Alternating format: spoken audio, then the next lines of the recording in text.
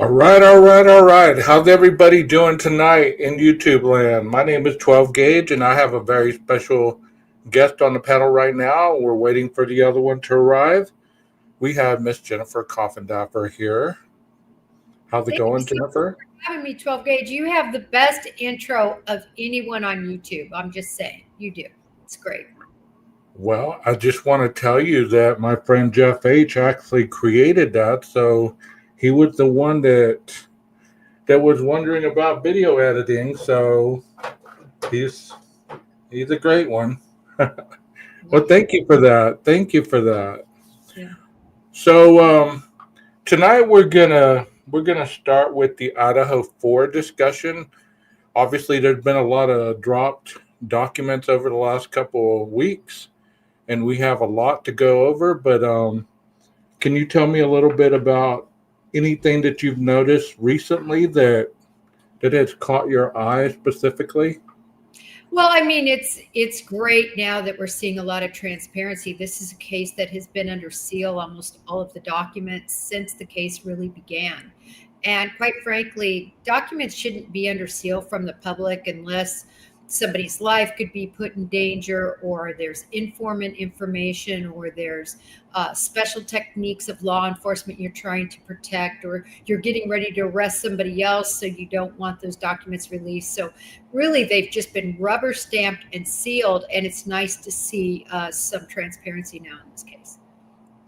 Yes, it is. Yes, it is. Most definitely.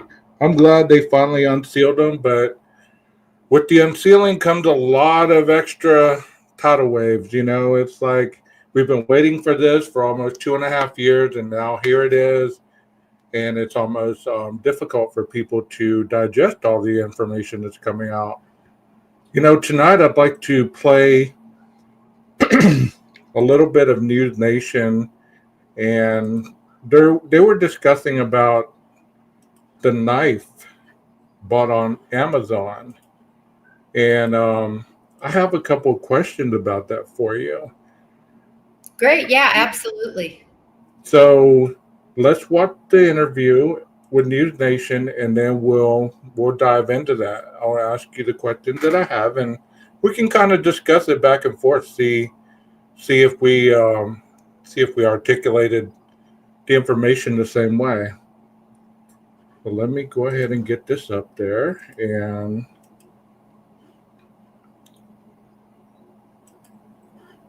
we'll get started.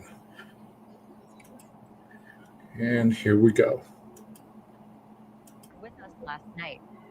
Your head might still be spinning from all the new and stunning details that came out late in the day in the Idaho student murders. And I know I'm right there with you. It's just kind of mind blowing what we're learning because there's been a gag order for 2.5 years. So we rushed that breaking news on the air last night and we picked it apart in real time. And then when we went off the air, we kept reading through the hundreds of pages and we found even more. Some of it comes close to smoking gun territory, where Brian Koberger is concerned, but even now, the defense has an answer for almost everything. And I stress the word almost. We now know a lot about Koberger's so-called click history at Amazon. Yesterday, I told you that he bought a K-bar knife, identical to the murder weapon, 8 months before the university students were murdered. He also bought a K-bar knife sheath, identical to the one that was left behind at the crime scene. And for good measure, he bought a knife sharpener, according to the prosecutor's list of Amazon purchases. So, as an investigator, does that ring any bells upstairs? Any kind of spidey sense go off there? Well, of course, 12 gauge, this is something that, quite frankly, we've known about for over a year, but now we're getting to see the documents. Actually, Dateline did a very comprehensive show. They had an extremely reliable source that was close to the investigation that revealed that indeed Brian Koberger bought his Amazon, or bought the knife and knife sheath, the K-bar, from Amazon. So it's something we've known for a long time, but of course, people are skeptical to believe source information. And it's much better when it comes in documents that are in the court and you can actually see and touch. Yes, that is so true. That is so true. And I agree with you. We have known about this, and it's just been difficult for individuals to digest, I guess. It just, if you can't show people directly, sometimes they can't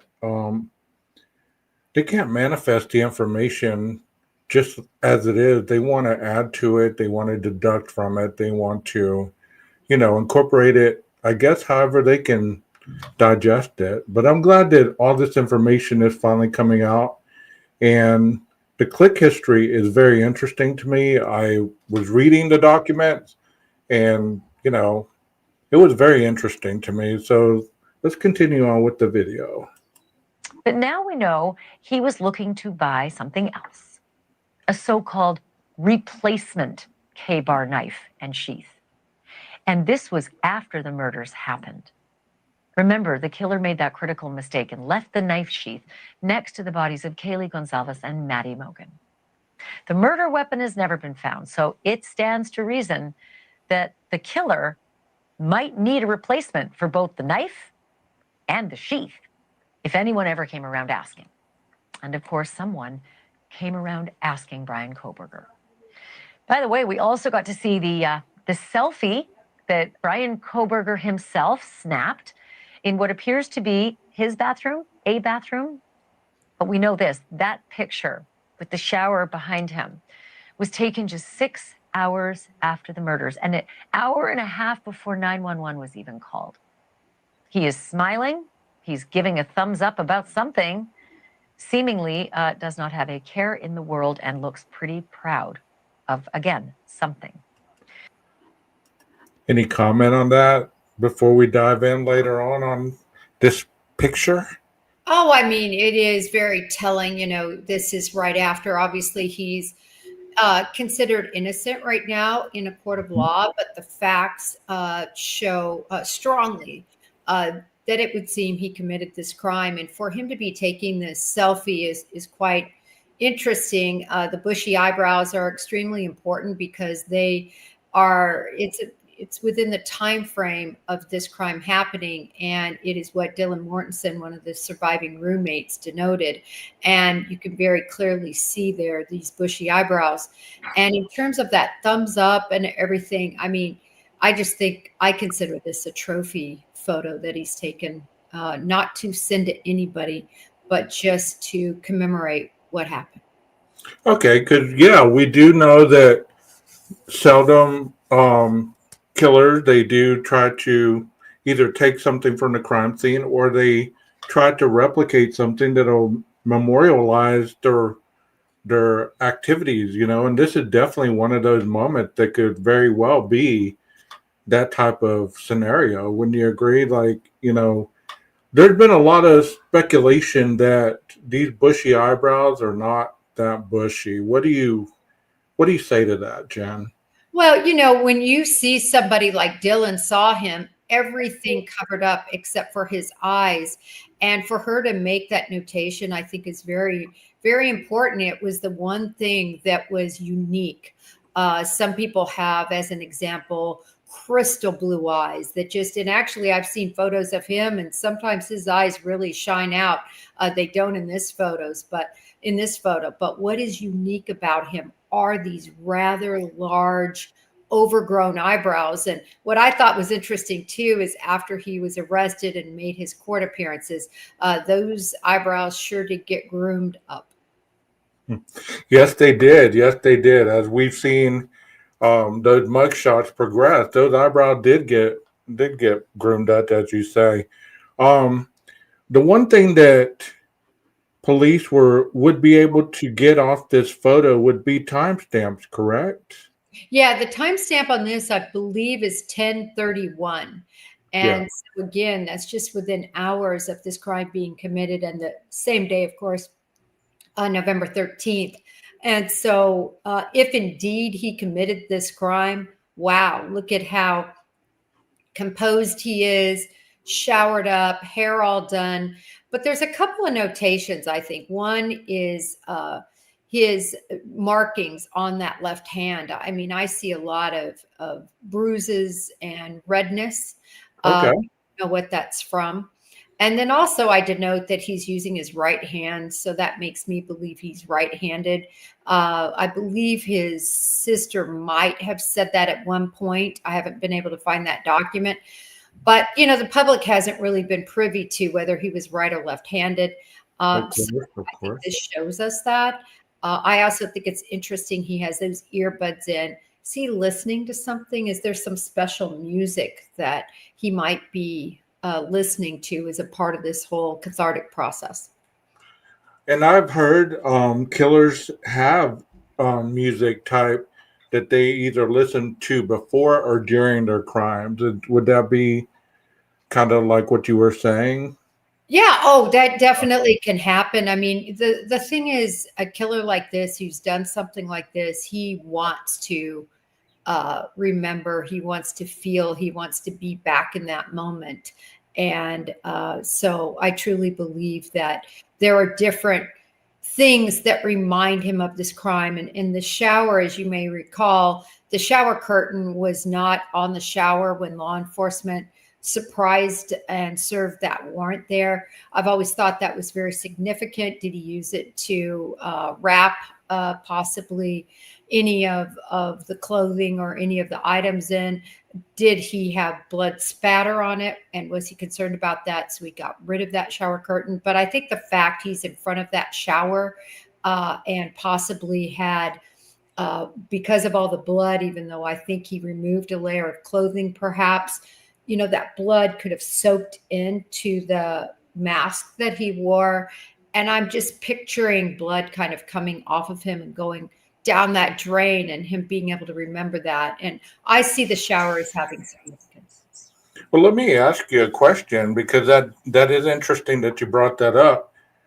Could there have been any remnants of residual evidence when the police searched the apartment? Could they have possibly found any blood in the drain, like swabbing it or anything? I mean, have you ever heard of that, or is that Oh, that a uh, possibility? Even that much time that it's gone on. it can happen. And I have to tell you, I was surprised not about the apartment because it had been so many weeks later that the search Mhm. warrants were served, but I was surprised about the vehicle. And I think many of us really underestimated his ability to possibly change and put in plastic what he would have been covered in. I really think we underestimated his ability to dispose of the items without detection, and then also to clean that car diligently. Remember, again, though, he had weeks, over 5 weeks. Yes, indeed. Yes, indeed, he did. Um, One has to wonder: does he take pictures like that often? It's going to be interesting that if he has any other pictures like this in his phone or in his possession, if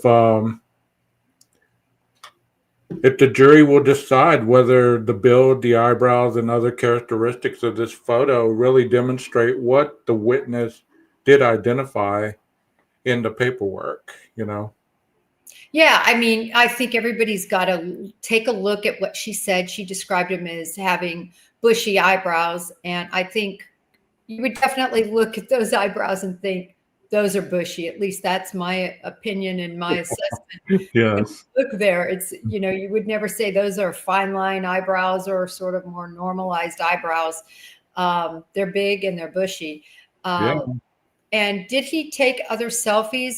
It'll be interesting to see. I think there is so much more evidence. I know people think this is the smoking gun, if you will, because it's connected now, the murder weapon, to the believed killer, and that is huge. It's a huge piece of evidence, but there's going to be so much more.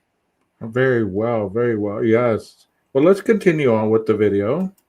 This was taken after tracking shows that Koberger's cell phone visited the King Road area twice just that morning. traveling from his student apartment across the state line in Washington. And with all of this new information, we have a new theory about why he might have felt compelled to go back to the murder scene in the morning, if indeed he's the murderer. I'm joined again by News Nation's senior national correspondent, Brian Enton, who's been going through these documents. Boy, we didn't sleep much last night going through these documents.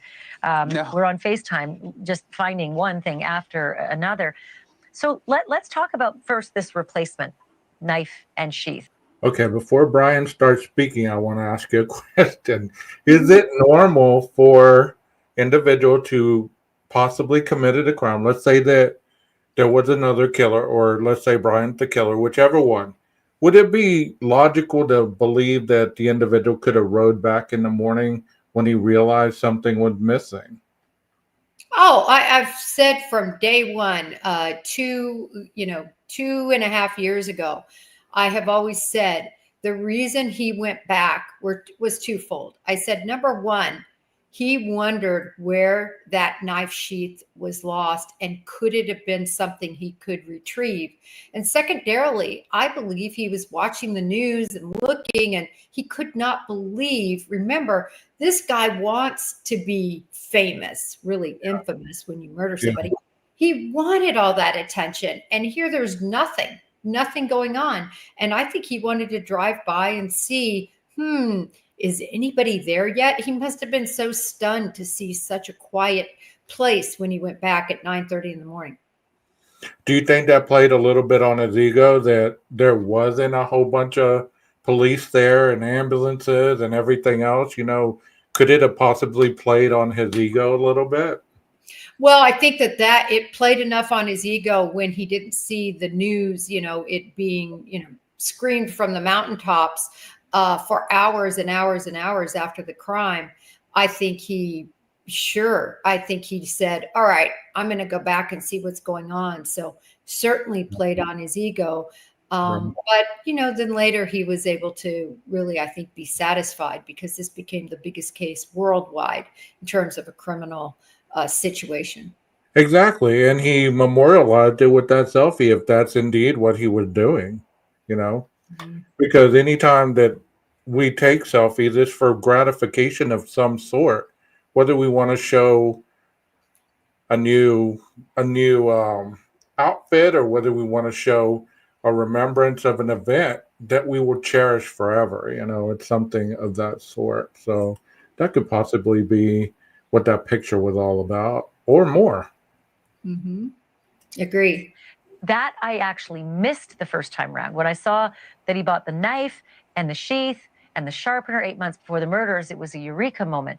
But then came in the footnotes this replacement knife and sheath. So walk me through your thoughts about that. Yeah, I mean, this was kind of buried. It was like hundreds of pages of documents. And you mentioned that we were going through them till like 1 a.m. together.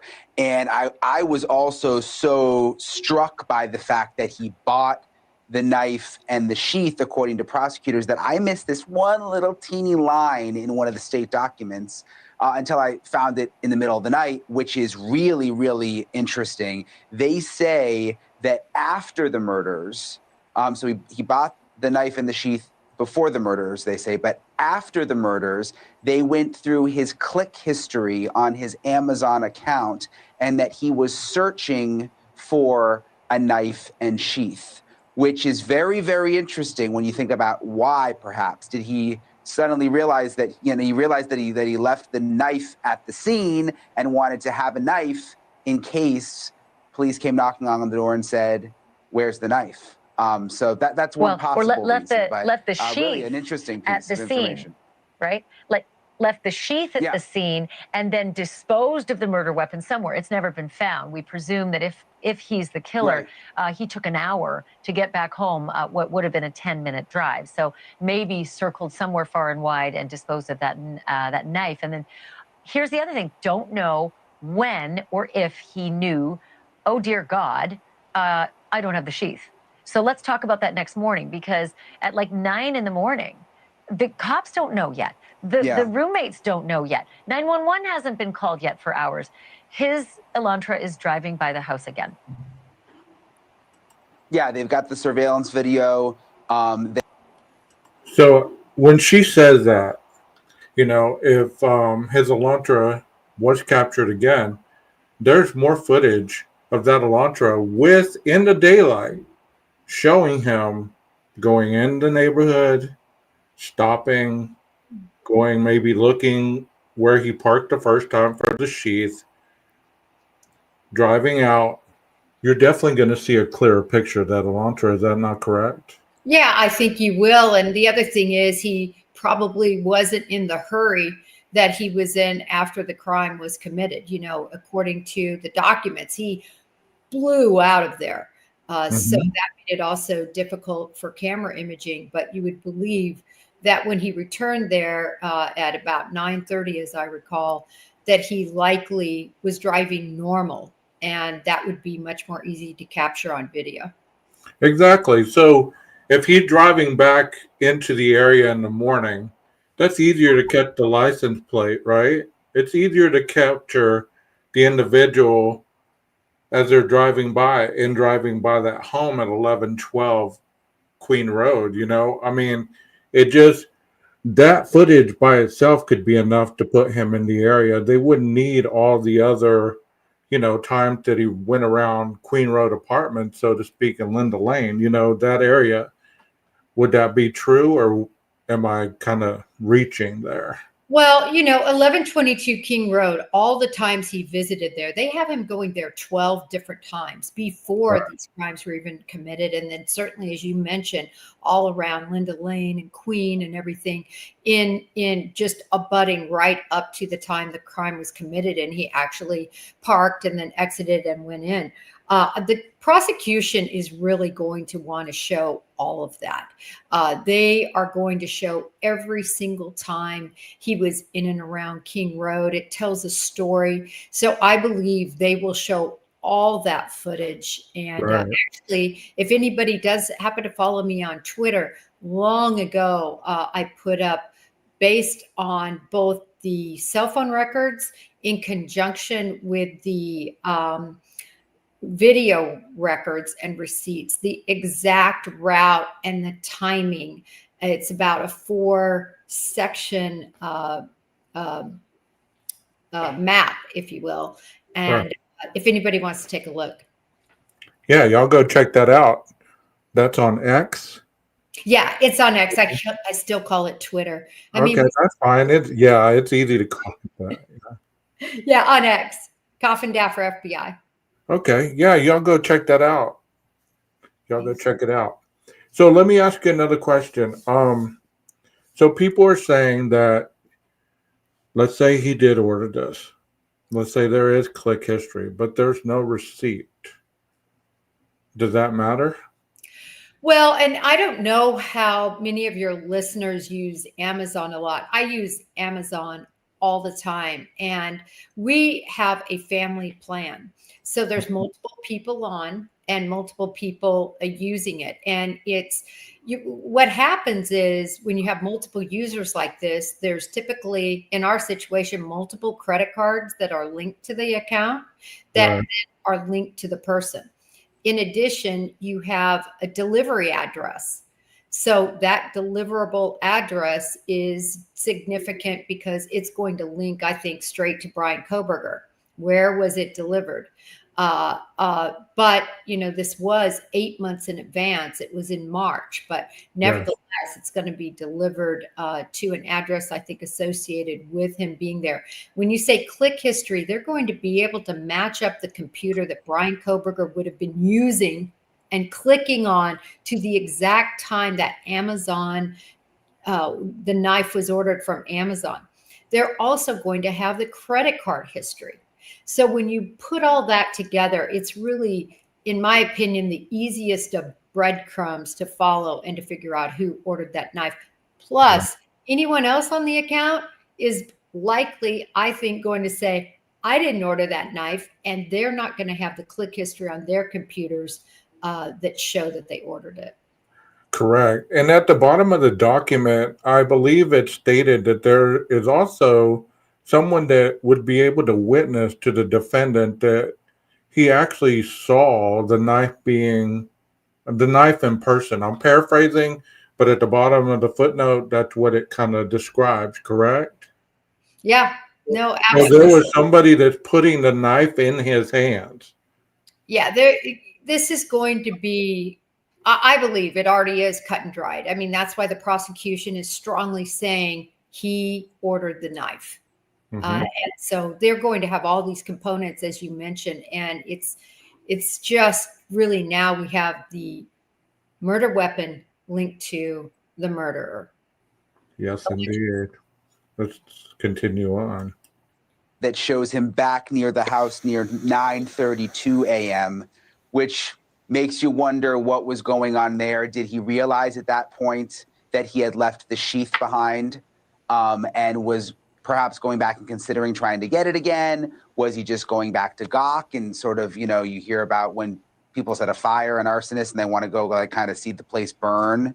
We don't know why he went back, but the selfie that you showed again in the intro, which is like so creepy to look at with the thumbs up and the shower in the background and like the kind of smirk, there it is. The selfie was taken at 10:31 a.m. So it's all very close together. He went back to the apartment or to the house, according to prosecutors, around 9:32, and then took the selfie an hour later at 10:31.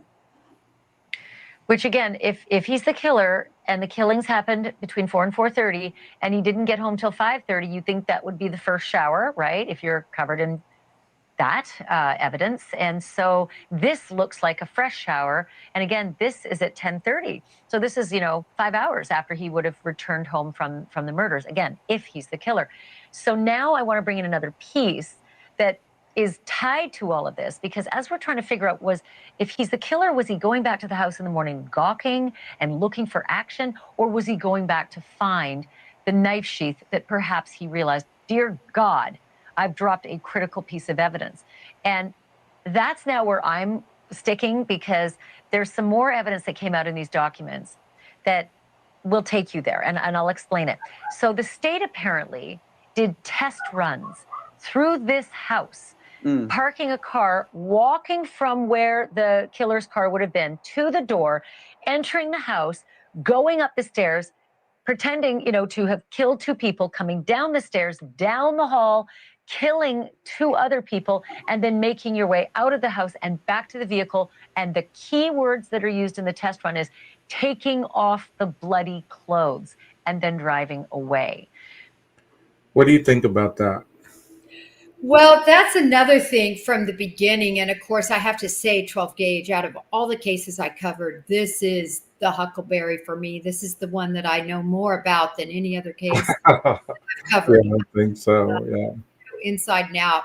And that's what, the minute that I learned that they did not find any useful DNA in his vehicle, the minute that came out in a defense motion, actually, is where that came out. So they kind of got around the order not to release information. And that was a big deal at the time. But nevertheless, it became clear that there were these coveralls, which there's a receipt for, that perhaps he had on over the tighter fitting clothes, disrobed, took all that bloody mess off, put it in a plastic bag, and then departed so he would be less bloody. And again, this is a PhD student in criminology. This is somebody who has studied murders, who has studied how people got away with murders. Remember, Bind, Torture, and Kill BTK, Dennis Rader, was one of the people he really idolized. He was taught by Kathleen Ramsland, right? And so he got to learn and study these cases. And then you get to learn, ooh, how can I better get away with a case? And I think he was brilliant in that regard to, I think, disrobe. And now we know in the court documents, that's what they're saying.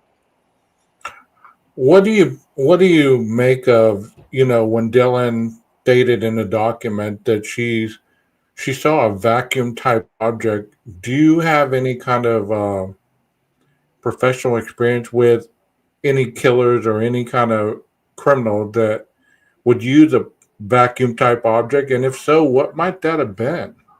Well, it's interesting because now we know there's this knife sharpener, which I thought was very interesting. And, not that he would necessarily enter with that. But, there's all these little hand vacs that you put in your car. They're just teeny, and you charge them up, and they're small, and you can just, and could he have been savvy enough to bring something like that into the crime scene to try to, take away any possible DNA he would have left behind? It's very possible. I mean, this is a smart criminal, but for that DNA, I don't know how or when he would have been captured. Right. Okay, let's continue on with the video. First of all, I can't believe they did these tests. And they determined it is possible. It is possible to do all that in a very short amount of time. But taking those bloody clothes off, it made me wonder if Kohberger's the killer and he was taking off those bloody clothes and didn't see in the darkness that the knife sheath, might have gone off with the clothing. Perhaps that's why he came back and spent 9 minutes at that house looking at the place where perhaps he had taken those clothes off the night before. It's possible, or maybe he left some of the bloody clothes out, or he was worried that he left something behind if they think that maybe he was trying to change right out there outside the house next to the car or on the side of the house. Maybe he was looking for something outside the house. Maybe he was considering going back. Jen, I don't know if you watched any of my videos, but on one of them, I had noticed that some footage had been shot. There'd been some pictures, and there was a police officer kneeling down next to the side of the house, and there looked like a black hoodie that was laying there, and it looked like another black object next to the hoodie. Nothing was ever said about that. I don't know if that is related to this, but I found it interesting because it did look like a black hoodie. And I was wondering, could the individual maybe have dropped it? Could they, you know what I mean? Yeah, I think it's possible. What I've always found was interesting was the defense wanted to come out right away and say, listen, there's no DNA in his house in Pennsylvania, no DNA in the apartment, no DNA in his vehicle, and no DNA in his office that linked him to this crime scene. But you know what they never said? They never followed up and said, oh, and by the way, there's no DNA anywhere at 1122 King Road. And that always left a gap for me wondering, what all did they find at 1122 King Road? Now we know about Maddie Mogen's, underneath the fingernails, that they can't conclusively say it's him, but there's a percentage that it's him. And I think we're just going to find out so much more. I think it's the tip of the iceberg. Yes, I agree with you. This is such an interesting interview with Mr. Enton. Back in to look for the sheath. But it's so interesting because when I was outside the house for all that time after the murders, there were weird things happening with the prosecutors and the police and the investigators and all the testing that they were doing. And there were just weird movements that they would do, walking to the door, going to the road. And I remember wondering what they were doing. And now that all these documents are coming out, it really sort of explains some of it. And I think some of what we saw were the test runs. They were trying to time it out and figure out how long it could have taken him. Because that's been one of the big perplexing things about the case is how did you go to bedroom, stab all of those young kids and manage to get away and no one see a thing? Right. And of course, the reason we ask that is because they say there's no blood in the car. So how would that terrible bloody scene have not transferred into the car? Did he take off, he, meaning the killer, take off all the bloody clothes before getting in that vehicle in the dark?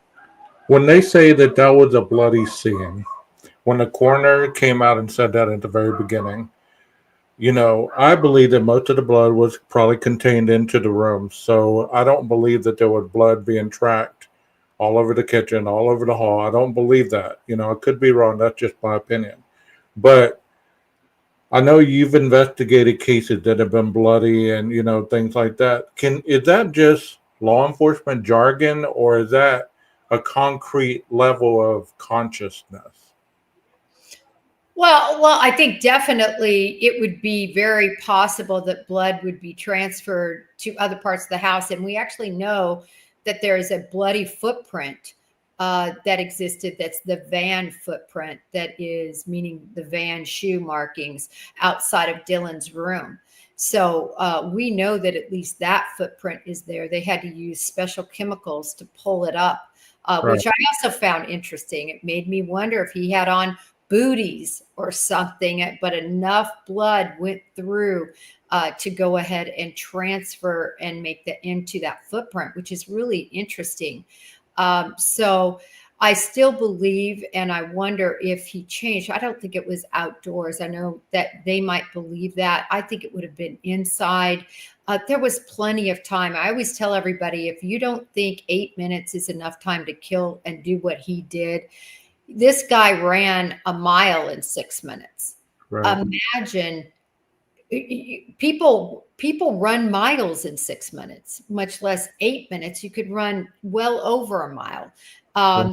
If anybody has watched a wrestling match, it's 2 minutes. There's usually 2-minute periods and 3-minute periods. It takes forever. It's an eternity when you're in a fight. Boxing matches, those rounds are very short because it's an eternity when you're in a bloodbath fight. And so he had forever to commit this crime, and I think he had plenty of time to change and put whatever in a garbage bag and throw that in the trunk that he probably had lined with plastic. These are just my thoughts on the matter, Okay. and I think his car was also lined with plastic. I have a comment here. It said, I assume blood flow out of the body slows greatly as the heart stops. In a murder like this, how much blood just stays inside the victims? Sorry to be so graphic. Oh, I understand. Now, I think when it comes to Maddie and Kaylee, I think they likely had their throats cut. I think that they hit great vessels. They were stabbed, I believe, in the chest, and then their arteries were severed, and that's why we see the blood that went down the side of the house. But I think that was different with Xana, why they thought she was just unconscious. There are other knife wounds often that go in and out, and then the skin kind of closes up and they die from internal bleeding, the damage inside. But if you don't hit or slice somebody's neck open, you're not going to have that huge gush of blood. So while you're going to bleed to death, a lot of it can be internally. All right. One more thing about the clothing being taken off indoors. I kind of agree with that as well.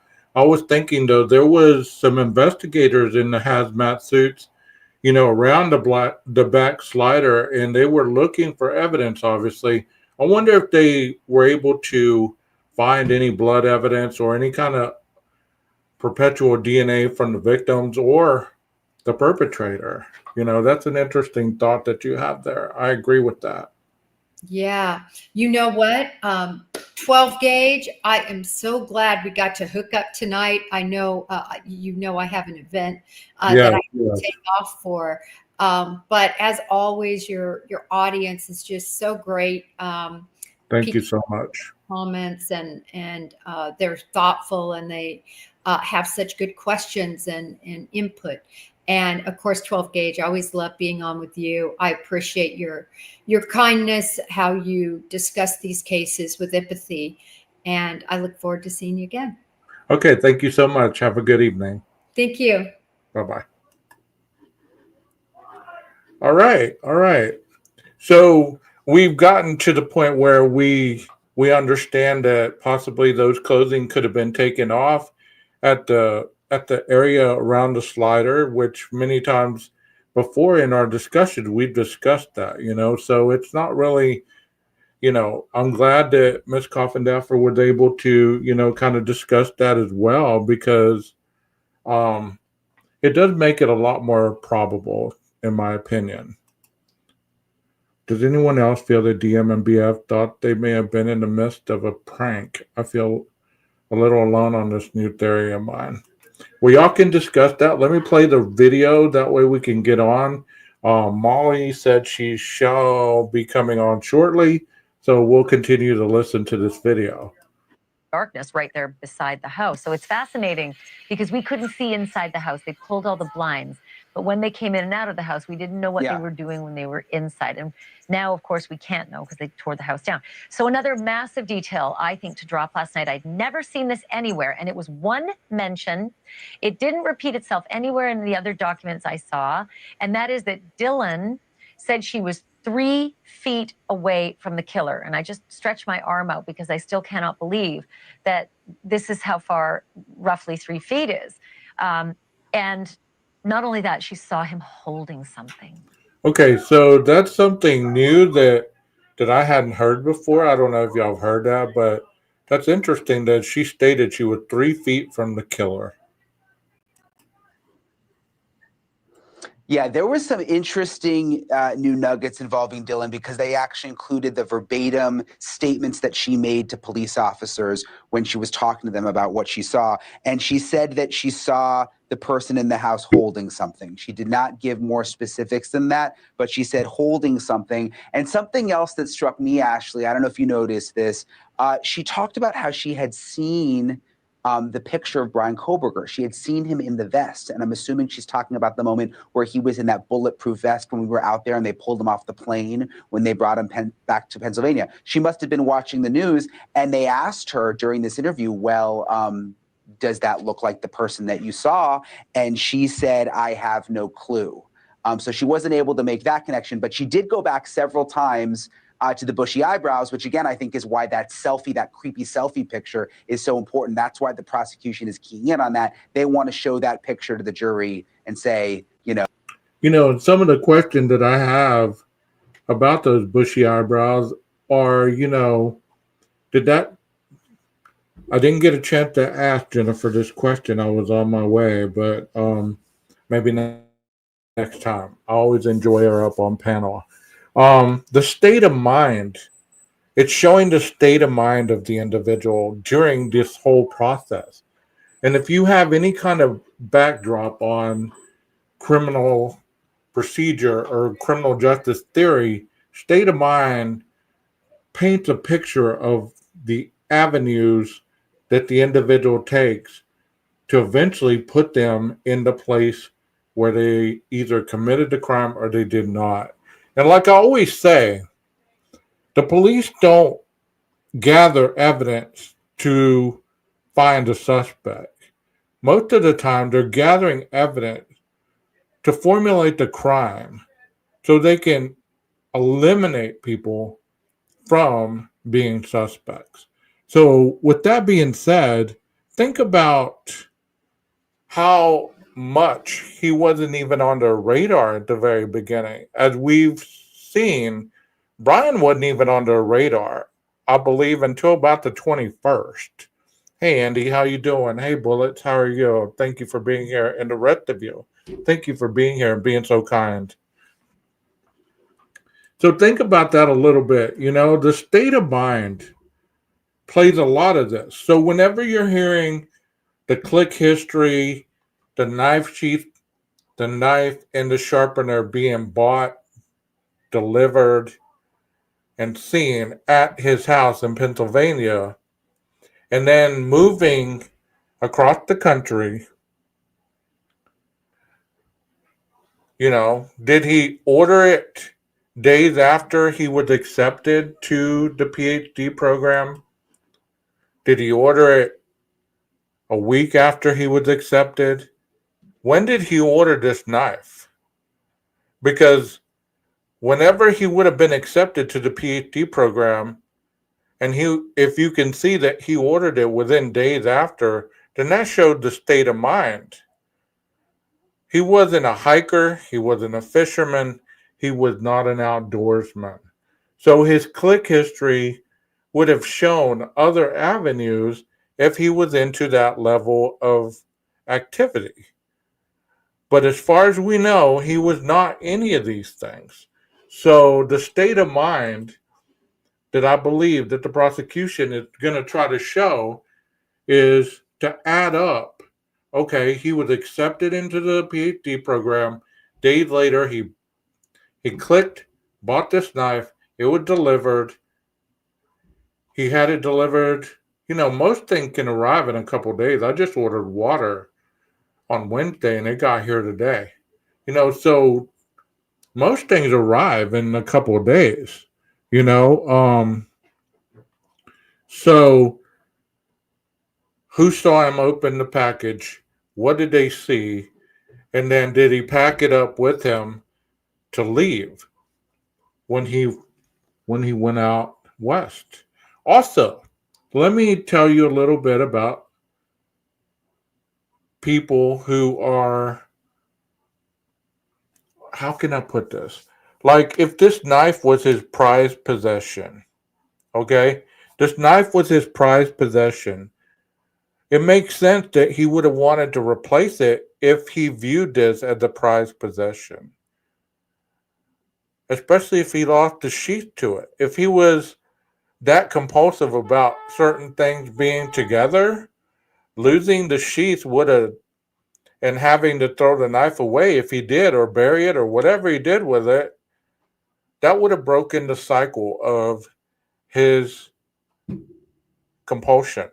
So, of course, he would have had to order another one because, hey, not only if they come looking for me, I will have another one. And I say, yeah, I got a K-bar. I bought one. Here it is right here.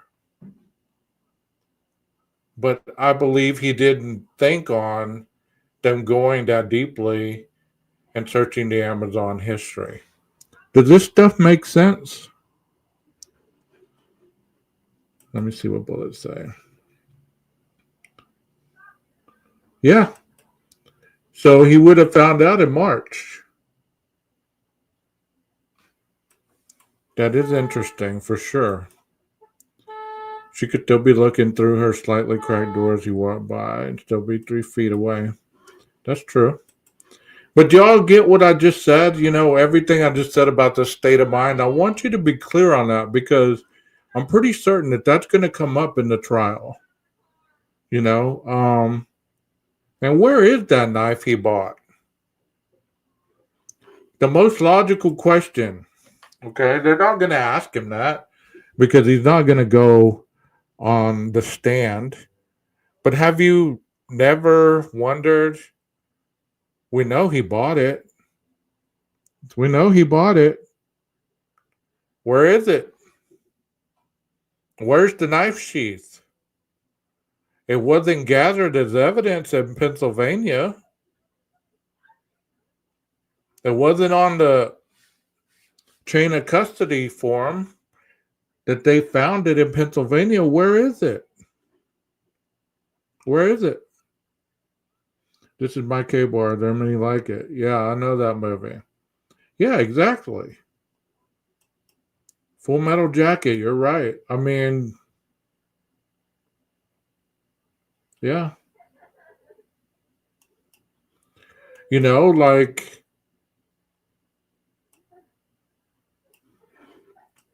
the knife tells a lot.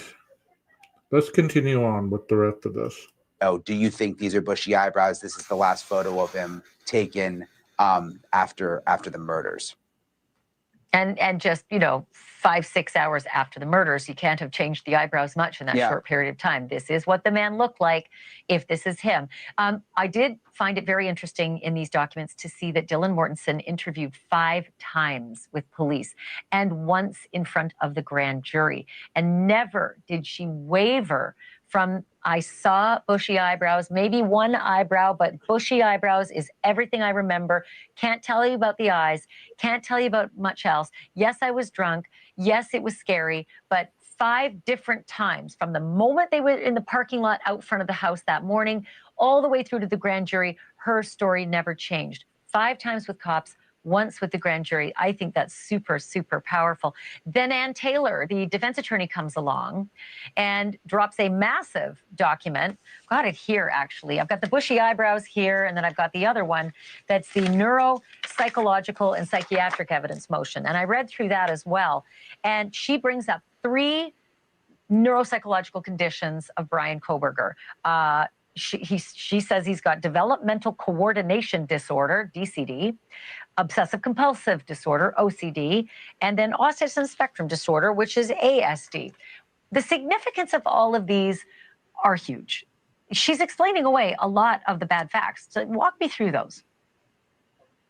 Yeah, this was so fascinating to me because I wondered why she was suddenly having him tested and talking about him being on the autism spectrum and what that was going to have to do with anything, why this was becoming such a big component of things. And this explains it. She is trying to explain away some of the evidence connecting his disorders to why he may have done what he did, like developmental coordination disorder impacts fine motor dexterity and visual motor function, couldn't have possibly killed 4 people and escaped that quickly because of the DCD, the developmental coordination disorder. The obsessive compulsive disorder, OCD, remember all the talk about him wearing gloves that night and he was trying to cover, fingerprints and evidence. She's saying, no, he was just wearing the gloves because he doesn't like germs, that he was double bagging because of the OCD, the garbage bags.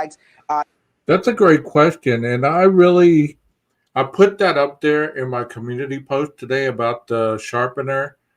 And, I got mixed results on that. But I've never owned a cable. I've never sharpened one. So I don't know exactly how quickly it takes to sharpen it. I mean, surely if you're practicing for this murder, you're going to also take into account to practice to shorten your time to sharpen your knife without cutting yourself. I would believe, but I could be wrong. What do y'all think about that? I mean, that thing looked more like a vacuum piece than the vacuum piece that they were talking about. What was the crevice tool? I don't believe in that now. I mean, I believe that sharpener was more applicable than the other. They dull pretty quickly from hitting hard objects like going through flesh and bone. So he probably sharpened it. Yeah. He probably practiced with it. Yeah. Exactly, Melissa. You read my mind. There she is, right there. It seems like he became obsessive with criminal justice, crime, forensics. If you look at all his education, autistic people also become obsessive about certain things. There's my next guest. She's out eating with her family, so she'll be up here as soon as she gets to a place where she can come up. I put a picture of the sharpener on my community page. Let me finish this video and then I'll show you the sharpener. Make sure to remind me, okay? I don't want to just be jumping all over the place. Let's finish this. I remember the shower curtain missing from the bathroom, that he doesn't like shower curtains because of contaminants, fear of things getting in his eyes, that he has sleep issues. That's why he goes up in the middle of the night driving around. And then the autism spectrum disorder, that's why she says he doesn't show emotion on his face, has a piercing stare, does not show expected reactions, stiff body posture, little to no eye contact. So now we know why she wants to bring all of these disorders in. She's trying to tell the jury, she's going to try to tell the jury, hey, ignore all of this evidence because this can be explained away by these medical conditions. Well, the one that stuck out the most to me there was his obsessive compulsive disorder means he has sleep issues and drives around in the middle of the night. So if stargazing wasn't good enough, they've now come up with a different reason for why he'd be out on a very cloudy night. I checked the weather, completely overcast night, stargazing. Now it's going to be, I have OCD, so I drive around at night. I'll be interested. So if she's able to put that together like that, whoever put that together for her, aren't other people going to be able to put that together as well? Well, I was driving around. That wasn't good enough. So now OCD kicked in, and I'm going to be driving around as my hiking and running decreased. My driving around in the middle of the night increased. To see if his cell data shows that he drives around at night with his phone off any other night than the murder night. So great job. You got to get some sleep. That was the long, long night and really good work. So thank you, Brian. I really appreciate it. Thanks, Ash. Okay, I want to bring in my friend Mark Aragos now. He's a criminal defense attorney, and now he's the co-host of two very popular podcasts, Reasonable Doubt and Two Angry Men. Mark Aragos, since you are the biggest expert I know in famous trials, I wanted to call you about all of these new details that have come out in these court documents after a desert, for 2.5 years, a gag order that's kept us all in the dark. I look at this as the layman and say he's finished. He's absolutely finished. He bought a K-bar knife, a sheath, and a sharpener 8 months before the murder. And then he bought a replacement K-bar knife, or was looking for a replacement K-bar knife and sheath right after the murders. And then you just add all this other stuff on. But what do you think about this massive document dump? If I'm not mistaken, you and I talked about a while ago, as you said, it's been quite a time period of wandering around in the wilderness. But I think we talked about the fact that if they had a receipt for this knife or this sheath, obviously they didn't find the knife, sometime prior, that would be, as you call it, a bad fact. The one after, the searching after, the way it was phrased and the way it was buried leads me to believe it's not as significant as the purchase before. And why do I say that? I've had cases where prosecutors will argue that somebody went looking for a particular item on the internet, and then when you drill down into it, it turns out that it was just one in a stream of thousands of things that the browser does. So the one after doesn't really do much. If they can tie the sheath or the same kind prior to this, that's definitely going to be front and center of their opening statement and the trial. For the prosecution and the defense, going to have some explanation. Right. I would also say I did not see a K-bar knife or a knife sheath or a knife sharpener on the manifest when they pulled everything out of his apartment a couple months later. So that's a bad fact, too. Where is that knife and sheath that's identical to the murder weapon and the murder sheath? That's a good point. Where is it? Where is it? Because if he had it for hunting or fishing or outdoors type stuff, or just as, whatever, he liked K-bar knives, where's the sharpener and where's the sheath? That's a good point. If it's not in your apartment and you just bought it, less than a year ago. So, okay, the other thing I wanted to ask you about is these conditions, these developmental conditions, developmental coordination disorder, obsessive compulsive disorder, and autism. These are the things she's saying make it impossible for him to have been able to run through that house as fast as he would have needed to commit all of those murders, and that this is the one I can't believe. The OCD made him drive around at night, wear gloves. When they arrested him, he was wearing gloves and sorting his trash into little plastic baggies, and change out his shower curtain all the time due to mold. And then the other one was was autism, to say he has a piercing stare and he's strange. So don't judge a book by the cover. It just sounds to me like it's a desperate attempt to find something, anything, to chip away at the bad facts, but it doesn't look like much of a chipper. Look, there's each one of those taken separately, I think could give you a plausible, it's a circumstantial evidence case. The law on circumstantial evidence in most jurisdictions is if there are two reasonable interpretations, they don't have to be equally reasonable, but two reasonable explanations. One points towards guilt, one towards innocence. You must adopt the one that points towards innocence. The problem is, you've outlined it, if in fact they're going to make those arguments, and I don't know that they necessarily are for each one of those facts. For instance, I'll take one of them out of your litany. The one about gloves and the trash later on, I'm not so sure that that's admissible as a probative fact, and it may be more prejudicial than probative. Why do I say that? That was a long period of time afterwards. If there was nothing in that trash that they found that was incriminating, why would you bring that in other than to just unfairly malign? So I don't know that would necessarily be the one. I'll give you the prosecution argument is going to be, of course, he's going to try and use that for the shower curtain, because he was trying to dispose of the shower curtain because the shower curtain was consistent with somebody who wanted to wash off any kind of the remnants of transferred DNA. So that's a tough fact, ultimately, that they're going to have to deal with. But I'll go back to the sheep. There still is, Ashley, there have been internet sleuths who have talked repeatedly about whether or not somebody took that sheath from him. And that's the reason you had the fingerprint. So if that does not undercut the theory if they're going to say, yeah, it was mine, but somebody took it and here's who that person is. Then where's the knife that was bought with the sheath? Like, that's great if you still have the knife, but my sheath was taken and planted with my DNA on that snap.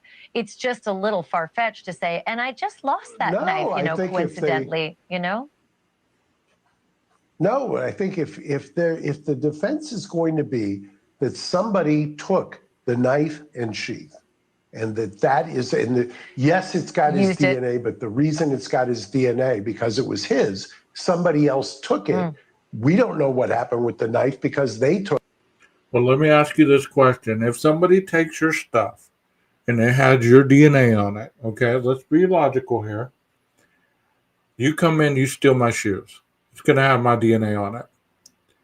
But what are the odds that dead skin cells are going to be able to be on that shoe if you commit a murder?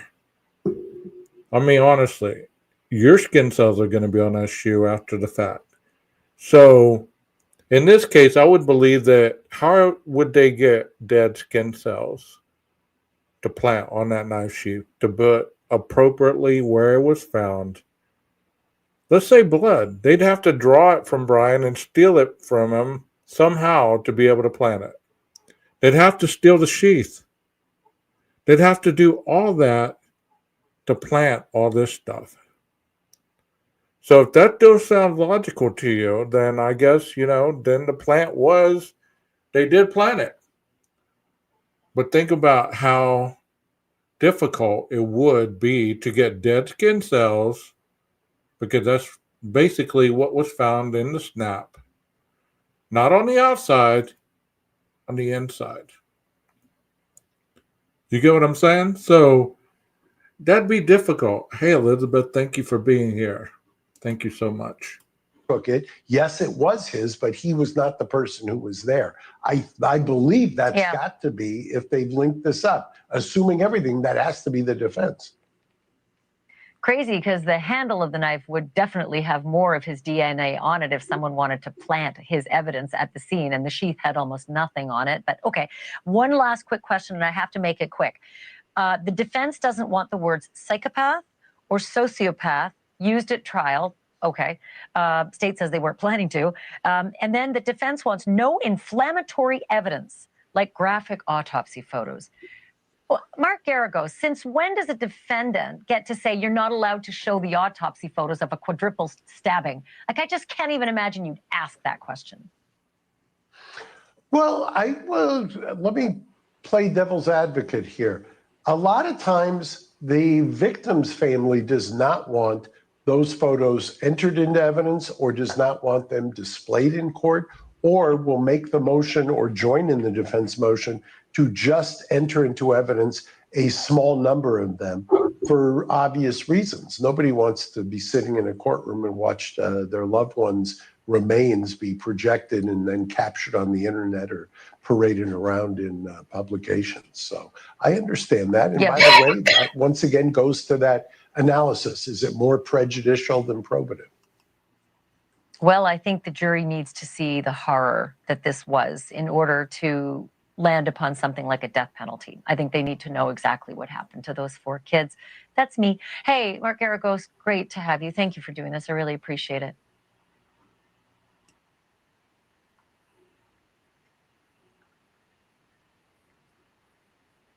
Okay. That was an awesome interview, I thought. Let me go ahead and show you guys what I was telling Jeff about.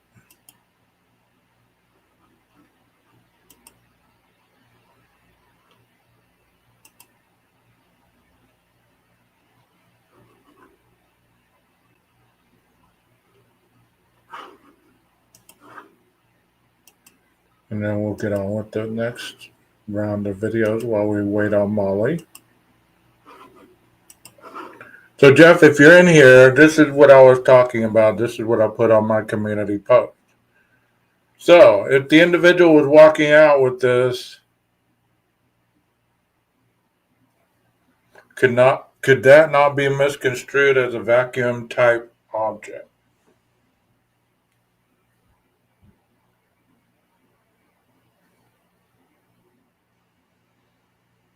Go let me know what you think in the chat.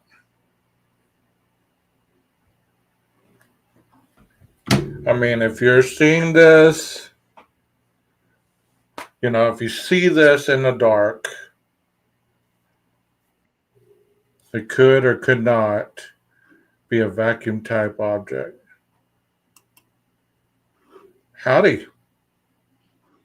Hello. So, do you think that looks like a vacuum type object or not?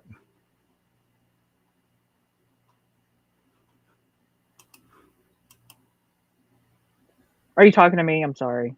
Yes. I mean, I guess it looks like the hose, like a attachment to the vacuum. Yeah. I mean, the thing about it is, yeah, that's the part that I understand what you're saying, PKC. I get it. I mean, it'd take a couple of minutes but like I said, if he was really preparing and practicing, he would have gotten really good at sharpening that knife on the fly. You know what I'm saying? No, that's a K-bar knife sharpener, Texas. Like the end of it, I guess you hold the baton part and I don't know. I've never sharpened a K-bar. Have you, Molly? I have not. I have not. No. I mean, but I'm not going to sit there and say that he sat there and sharpened it, for half an hour. I'm saying he probably sharpened it, gave it a couple around, stuck it wherever he had it, and then, went about his business. I think that what it is the top part right there where it kind of indents in and looks like a parentheses. Yeah. At the top. I think the knife goes into that inner part and it runs in between there, and that's where the sharpener is. But that's the handle you hold it with. So. Yeah. But I was like, I'm not saying that he would have sat there and sharpened it for 30 minutes. I would have said he would have, sharpened it a couple, swiped it a couple times to get it sharp again, enough to, penetrate skin.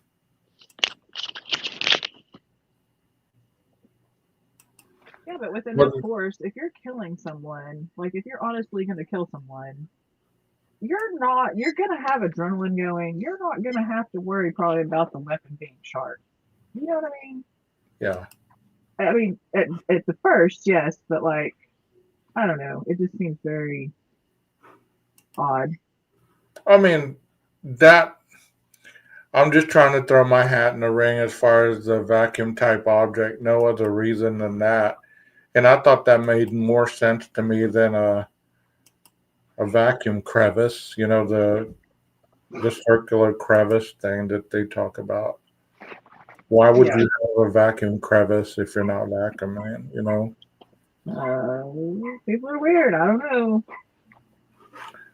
Well, here's another one. This one's shorter. I think this one is talking more. Let's talk more about the picture than the knife sheath because we just did a long one on the knife sheath. So welcome, Molly. How are you been? How's your Friday going?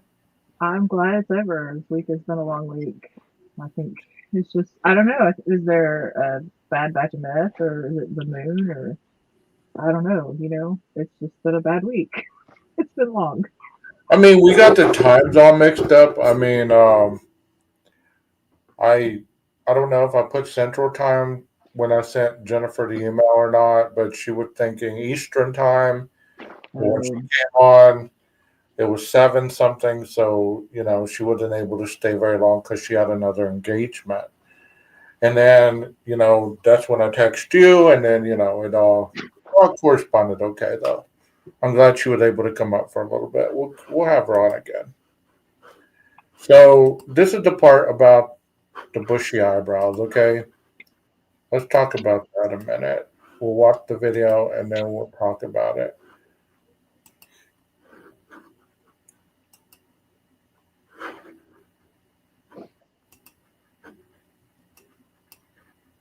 And this was exactly at, was it 10:39? That photograph that was taken. 10:31 a.m. 10:31. November 13th. So the day of the murders. The murders happened sometime around 4 a.m. This is 10:31 a.m. I was looking at it really closely. It looks like maybe he's in the bathroom, like in front of a shower, if you look closely. And this was just sort of buried in these new court documents. We haven't really seen photos of them like this before, but they recovered this photo from his phone. And the reason that the prosecution is so interested in this photo is because of roommate Dylan's account that he had, that whoever came into their home had bushy eyebrows. That was one of the main things that she said. So this is apparently the photo closest to that time period of when the murders happened. And the prosecution wants to use this photo at trial to show the jury so they can look at this picture for themselves and decide whether or not, he's got bushy eyebrows. So Molly, I'm going to ask you some of the questions that I asked Jennifer. What could be the reason for the thumbs up? It looks kind of awkward in that photo, doesn't it? Yes. So I have a daughter that's autistic and wasn't diagnosed until she was 18. And that to me looks like a typical weird pose that she would do. You have to think that autistic people a lot of times don't know how to read body language. They're not really in touch with other people's emotions or reading the cues. They can't read the room, so to speak. And so that just may be something awkward he did to send his mom a picture or just to take a picture of something. Like some people do you see the kids today do their little peace sign. I'm going to say probably it's just part of his weird affect that he has from his autism and stuff like that is the thumbs up. Not knowing what that was. Right. What was the relation to? Was he going out somewhere because he's buttoned up in a white button-up shirt? Was he doing something for school? Do you view those eyebrows as being bushy? If you were a juror, would you believe that those were a definition of bushy eyebrows, or would you be like, nah, there's no way those are bushy? Well, but if you look at the picture, just his eyes, if you're looking at just this, they do look bushy because his eyes are so inset in his head. You know what I mean? It's like two black holes right there. It's not even like you can't even see his eyeballs. So maybe in the moment, and you have to think he was probably not in the best lighting. That looks like bushy eyebrows. There's a lot of factors I think that play into that. Of course. I was gonna ask you also. I lost my train of thought. Hold on, I got that.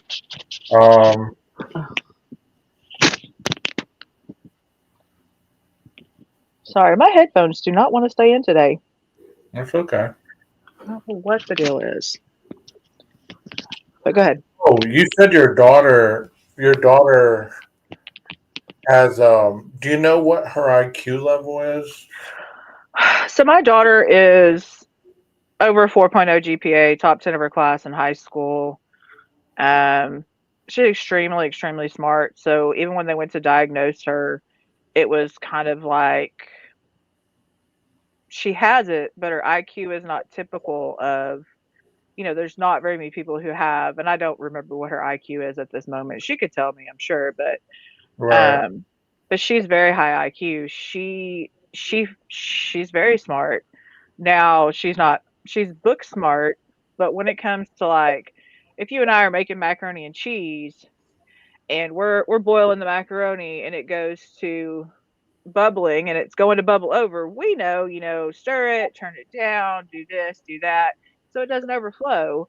But for someone like my daughter, tell her 100 times to do those things, but because it's not on the box, she's like, oh my gosh, I don't know what to do, and so some of it is, it's almost like an idiot savant, where they're really smart, but then you're like, how did I raise you? Because, the things she asked, I'm like, as smart as you are, you're asking that.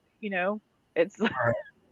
Right. so, The reason I asked that is because the defense is trying to throw out or trying to make it seem that he was incapable of he was slower in mindset, even though he had an IQ of 119.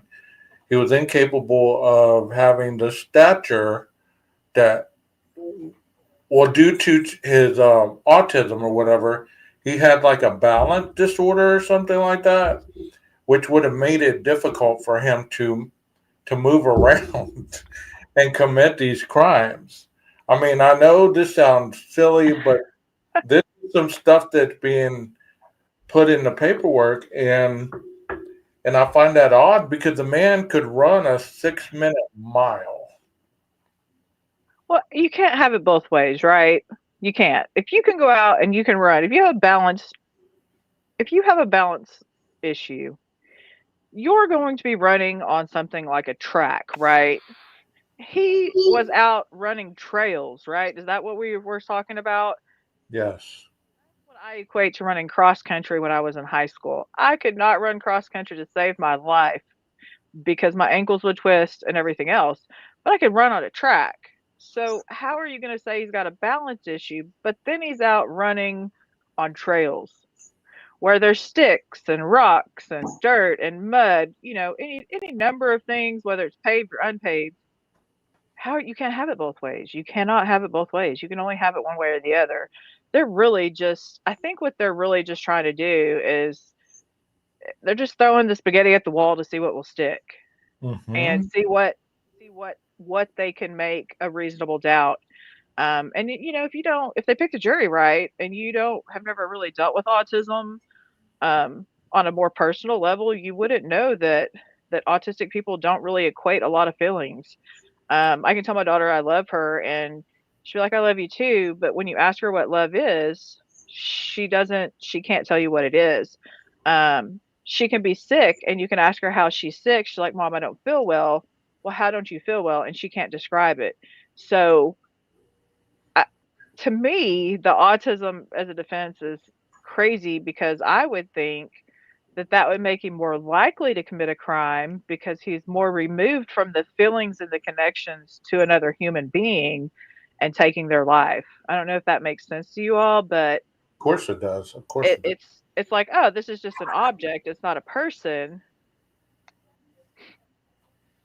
But Well, since we're talking about this, I don't know if you knew that, there was supposedly a questionnaire that he did when he was at the cells. And in those questions, he was asking convicts, how they would feel like before they went to before they went to do the crime.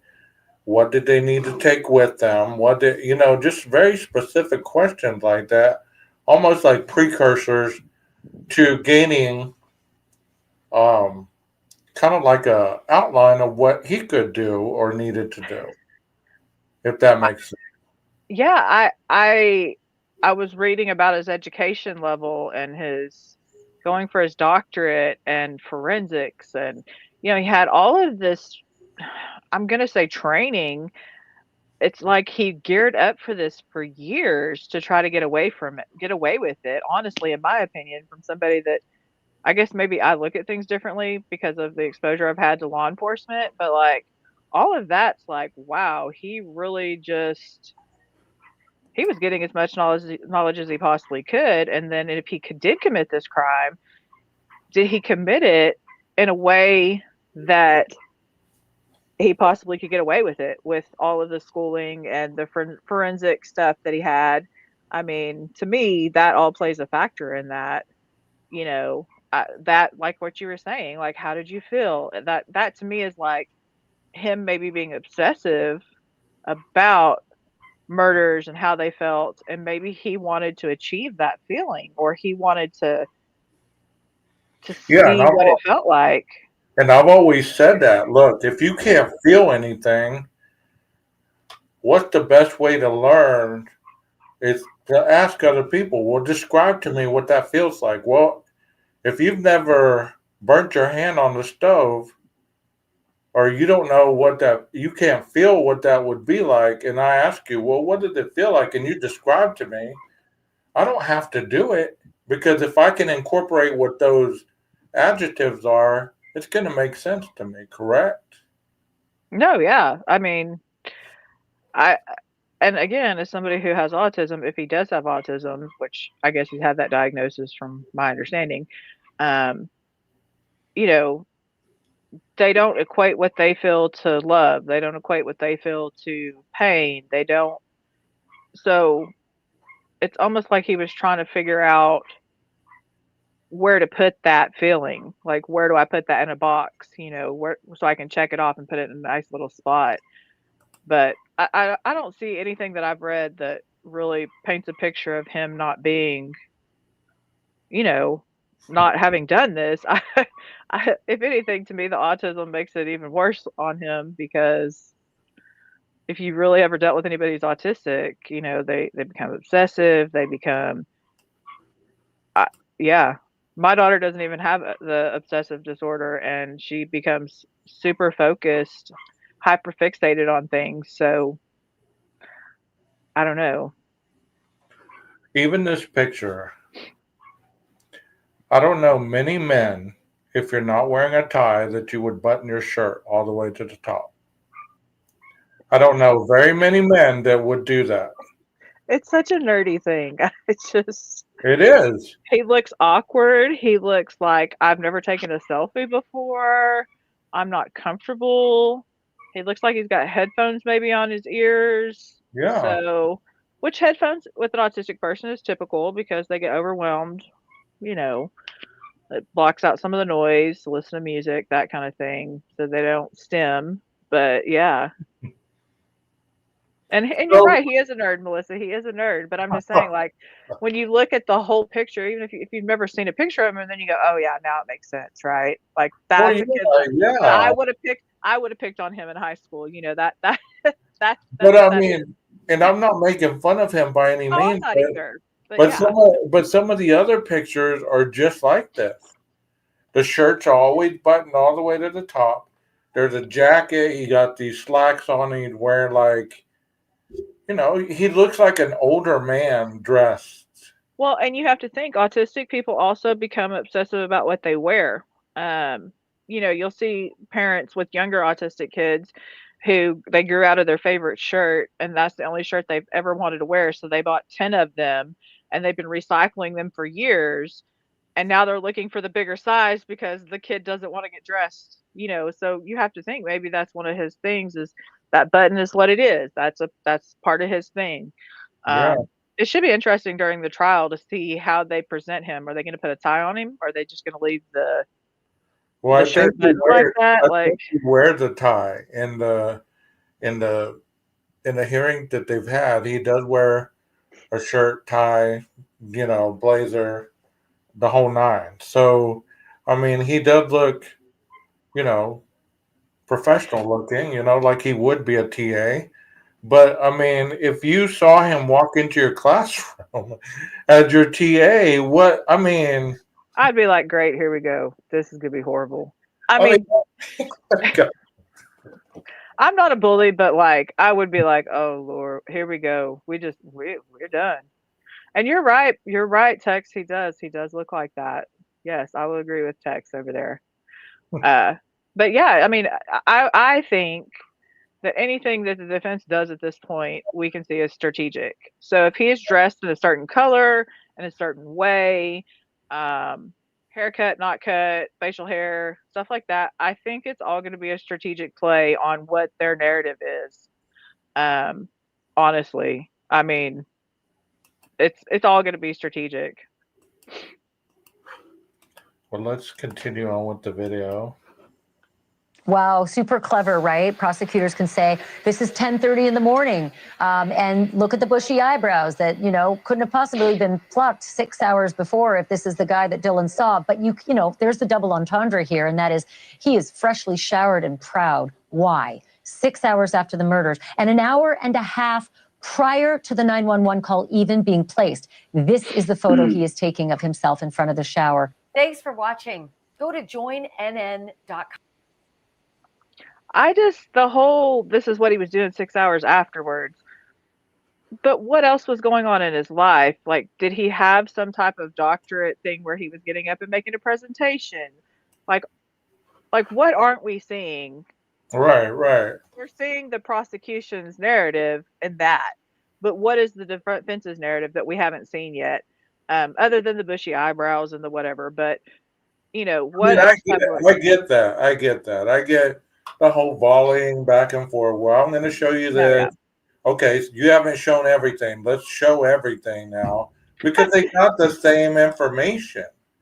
You get what I'm saying? So it's like the volleying back and forth. Yeah, they do, but again, they are only going to use what they have to use to make him look like he's not guilty or he's guilty. And so there may be things after the case is over when it becomes public record of everything that's not sealed. People may go, you know how people do. They go through the stacks and stacks and stacks and stacks of paperwork and they go, oh my gosh, why didn't they present this? Or why didn't they present that? And, he'll have appeals and all of that kind of stuff. So even if he gets found guilty, we're still looking at his appeals. And yeah, exactly. I don't know if he went to church or not. I know that once he got arrested, he started seeing a priest. That is a good question because a lot of autistic people don't believe in God. They don't believe in something higher than themselves. Just throwing that out there. So, I mean, that probably depends on what his family did, but I've never heard whether he went to church or not, whether he was religious or not. Right. Well, let's watch another video, and this one's going to be like pertaining to the text, and the father of one of the victims speaks out.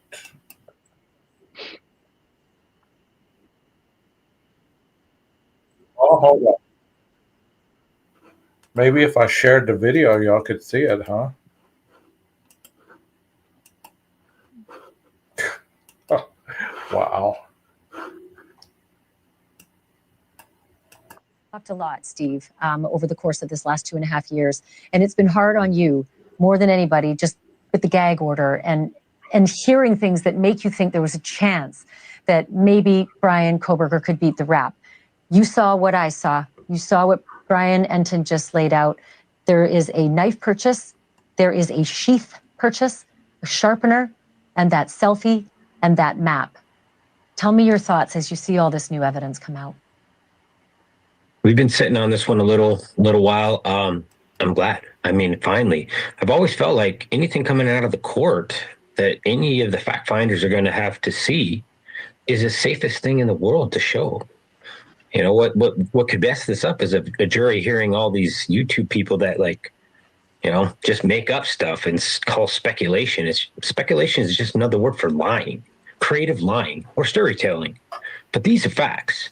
So I don't know why we're 2.5 years into this trial or into this process that we're finally letting out the facts. But man, it feels good. It feels good to see the true fact and all the work and everything that these guys have done. I just wish we didn't have to wait 2.5 years to see it. The detail is remarkable, and the photograph of Brian Kohberger in front of the shower at 10:31 a.m., seemingly very proud. When was the first time you saw that? Just a few hours ago. That's an FU to Idaho. I just went into your state. I just killed your kids in their beds, and you're not going to catch me. I'm just going to shower up here, clean off the last bit of the evidence, probably take this shower curtain. Who knows where that's at? But that's a challenge to Idaho. So I hope everyone from Idaho is paying attention, and we need to bring everything at this guy. Were you at all made aware that this massive document dump was about to happen tonight, and that we'd see the map, how many times the white Elantra was seen in front of your daughter's house, that we'd see that photograph, that we'd see the evidence, the purchase order for the K-bar knife sheath and the sharpener? Did you know this was coming? I'm going to ask you this question. I don't know if I've asked you this question, but you have daughters, right? Would Yes. you be as vigilant or more as this father is? Would you fight for their justice until you couldn't have a breath anymore? You know, I probably would. I think that some of this goes back to when some of that, though, like, he's looking for answers, he's wanting justice for his child. The other part of that is that even I know that even when I went to a house as a medic for a heart attack patient that ended up dying, the family always looks for somebody to blame for that person's death. It's not even just in murder. Um, and so, you think at some point, though, that he would have to find peace, even if this trial, he's gonna, I would think he would want to find some type of peace after this trial, whether he's guilty or not. Um, to move on with life and not be angry and not be, to go through the grieving process and all the different things. I think it would be very hard. Yeah, I believe that he's still grieving. I think they are still grieving. The families are still grieving, whether they have moved on with life. I mean, you can't sit still for 3 years. You have to work. You got to pay bills. You got to do all this stuff. You can't just sit still and act like life is going to stop. And when people see them, moving on, they have such harshness. Well, they're not grieving. They didn't really care. They're just money hungry, and they're just this and there's, at a point you have to try to get a semblance of a life back. I think they just had 2 new grandbabies from one of the daughters, I think that grief for everybody is a different journey, and it's a different thing, and some of that has to do with your spiritual beliefs. I think some of it just has to be with how you deal with things, what you believe, what you go through the what ifs. What if this happened? What if that happened? What if she'd not gone out that night? What if she was whatever, sober? Would she have been able to fight more? They're just going to go through their own processes, and I think this trial is a part of their grief process. Because some of this is all brand new to them. They're not given privy to this information unless they're asked specifically about something that was found in their child's room. Do you think it was theirs? They're getting this information the same time we're getting it, pretty much. They're not given some big heads up like she asked him, did you know this? They're not they're not a part of that. So they're just, I'm sure it's like a freshness in their mind that, going through this is like it just happened yesterday, if I had to guess. Exactly. I didn't know when it was coming, but I've seen some of this footage before.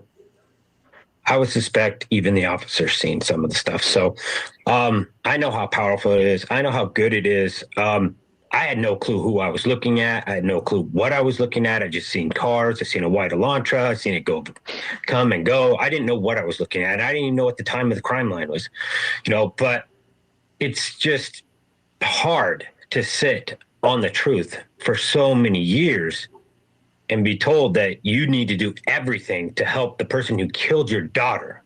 You're supposed to help him. And it's like, well, yeah, it's very frustrating because I just want the truth out and I want people to see what the truth is.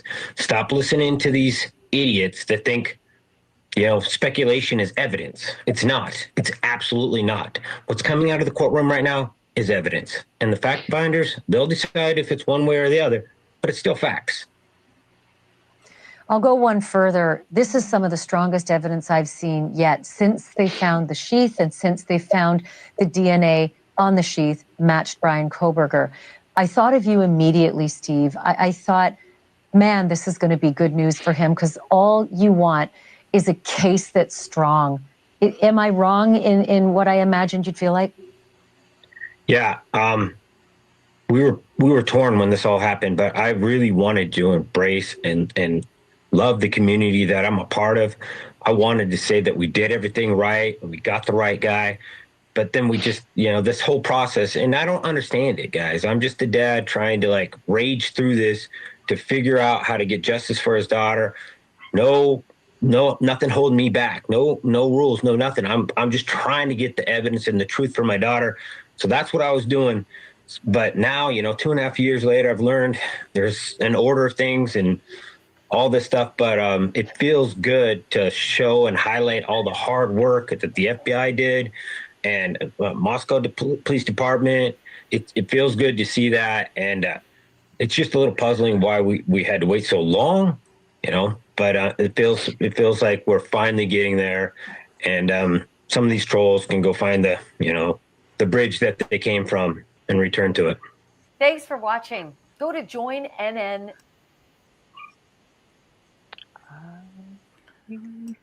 I agree with you, Steve. A lot of these trolls can go find the bridge where they came from and go jump under it. I mean, there's been some harsh stuff said about that family, to that family, and, they didn't deserve any of the stuff that was said or speculated about, because in reality, it's really none of our business how people grieve about their loved ones, their financial records, what they're doing with the money that, they're raising. Any of that stuff is really none of our business, Yeah, I feel like he feels like he's guilty, whether the fact finders, the jury says it or not. And I tend to agree with that at this point, but he says facts are facts. I mean, you really, again, you don't know what the defense is going to come out with that's going to make a fact look like it's not a fact. Right. And I know he's so close to it that it might be hard for him to see that. Does that, like when you're so close to something, of course, it's hard. It's hard to see both sides of it, the coin, when you're that close. Of course. But it's interesting that all these documents were already in place so long ago. People act like they just happened yesterday. Like they just got all this information yesterday and they're starting to drop it. This has been out. I mean, they've had this information, this discovery. They've had all this. It's nothing new. Yeah, they have, but the defendant has the right to a speedy trial, but they can also waive that right. And so in this case, I don't know whether he waived that right or not. He did. But, he did. So then he waived it. So really, this could have been another 5 years before they even started the trial, when they had all the information they were going through. And some of that just depends on if the judge is like, oh, yeah, continuance, let's give it to him. A judge has to sit back and kind of be neutral and take the laws and interpret them in that neutrality and be fair, firm, and consistent for both sides when he rules on something or gives a continuance.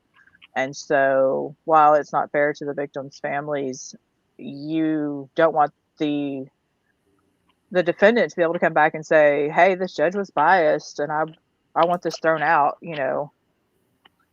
That sucks, but it's part of it, I think. And Right. I know lawyers who are just in like a DWI case that will sit and hang on to that case for 5 years, knowing that when they go in court in 5 years, oh, well, Your Honor, my client's been not caught drinking and driving for the last 5 years, and they get nothing, right? Because they've been, and so And I'm not saying that that could be the case in this. I'm just saying that that is something that lawyers do. They do try to prolong it.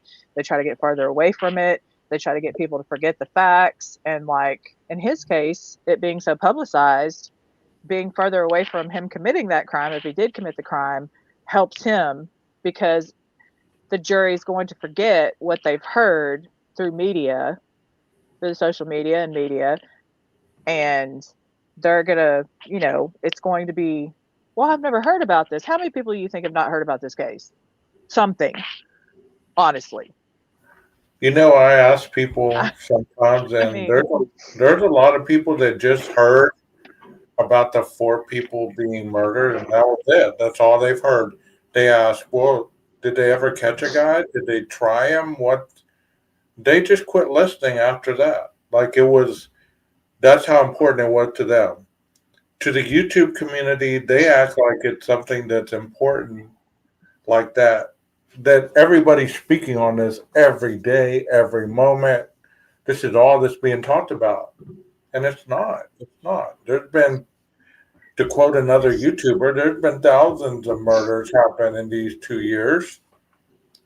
And nobody's really focusing on those. They're just focusing on this one. And, I agree with that individual when he said when you're so emotionally involved, you need to get out and do something productive. You need to live a life because you're so invested in this on people you don't even know.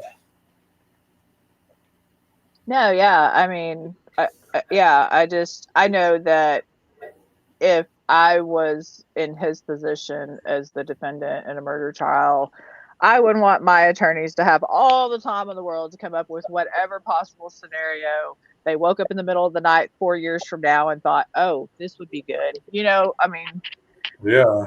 and for defense, they have their case, they have it laid out, they have all their evidence, they've dotted all their I's and crossed all their T's. So, I guess Hippler's the judge. Is that who that is? Bullets and bling. Yeah.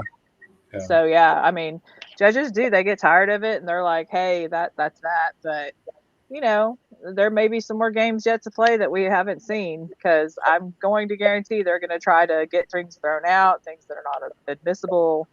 It's going to be, it's not over yet. Of course not.